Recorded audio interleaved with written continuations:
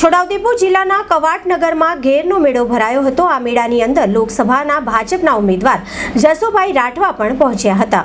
છોટાઉદેપુર જિલ્લાના કવાટનગરમાં વિશ્વ પ્રસિદ્ધ ઘેરનો મેળો ભરાયો હતો। આ મેળાની અંદર હજારોની સંખ્યામાં લોકો આવી પહોંચ્યા હતા અને ખાસ છોટાઉદેપુર લોકસભાના ઉમેદવાર જસુભાઈ રાઠવા પણ આ મેળામાં પહોંચ્યા હતા। આ મેળાની અંદર લોકસભા ભાજપના ઉમેદવાર જસુભાઈ રાઠવા, રાજ્યના સભાના સાંસદ નારાયણ રાઠવા, પૂર્વ સાંસદ રામસિંહ રાઠવા, ભાજપના નેતા વિજય રાઠવા ટીમલીના તાલે ઝૂમ્યા હતા અને રેલી સ્વરૂપે ઘેરના મેળામાં પહોંચ્યા હતા। હોળીનું પર્વ એટલે આદિવાસીઓનો મુખ્ય તહેવાર અને હોળીના પર્વ મનાવવા માટે આદિવાસી કોઈ પણ દુનિયાના ખૂણામાંથી પોતાના વતનમાં આવતો હોય છે। ત્યારે હોળીના એક અઠવાડિયા પહેલાં ભંગુરિયાના મેળા અને હોળી પછીના 5-6 દિવસ સુધી પાંચમના મેળા ભરાતા હોય છે।